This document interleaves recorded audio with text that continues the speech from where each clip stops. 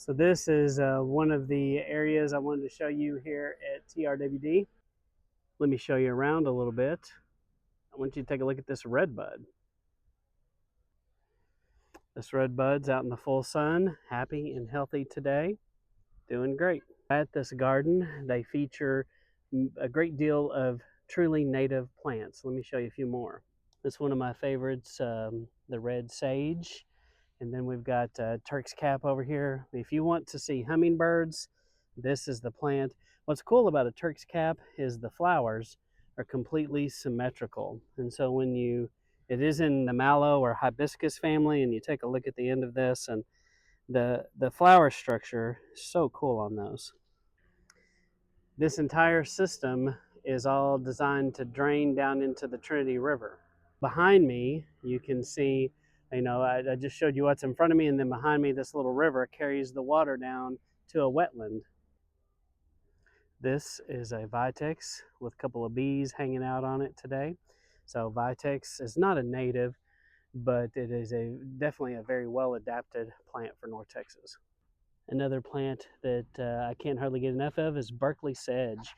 Berkeley sedge, I typically think about it near a river in Texas, but it also does well in full sun, and it's one you kind of forget about, but it does great. Zexminia has these perfect little yellow flowers. It's a great addition to a landscape.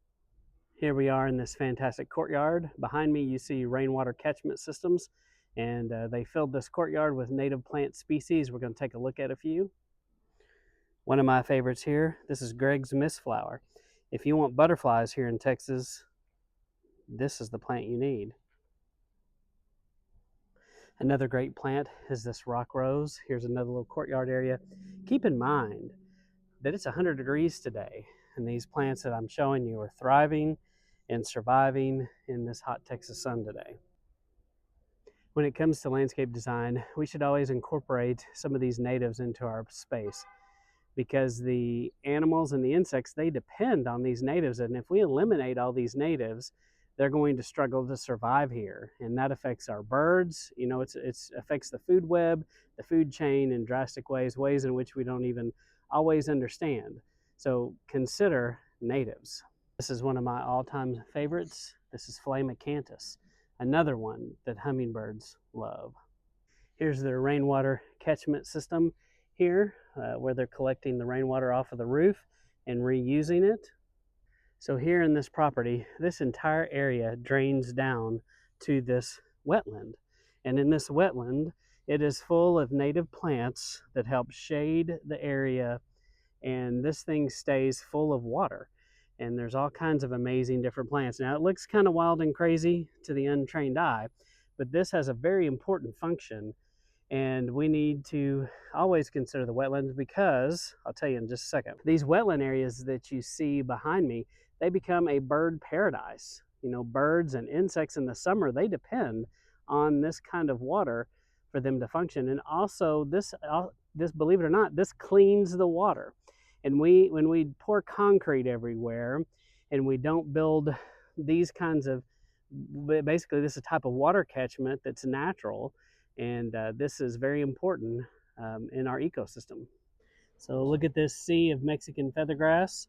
And Big Bend, this is an area where this grows native and wild, and it's amazing when you see a meadow of this growing. So Mexican feathergrass looks great in mass plantings, but this bed requires little to no maintenance. As we walk up, I wanted to show you this great looking buffalo grass. This buffalo grass is a Texas native, and basically you don't have to mow this. It stays about this height and it looks great. And so this is all native landscaping that they used up against the building, and very drought tolerant and Texas friendly.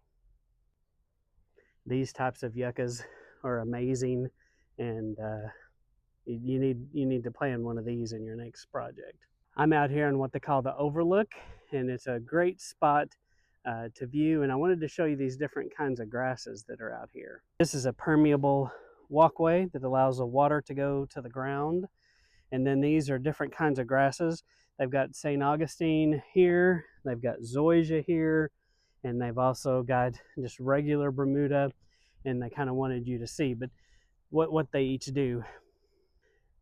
This wetland, all this water drains into this other mini wetland here, and it also helps and traps water down there. And once again, that becomes such an important resource to our insects and to our birds, and supporting the food web and the food chains. This is another plant I've had great luck with. It's wormwood or artemisia. Super tough, gives you this nice color and texture, and is always much needed in a landscaping.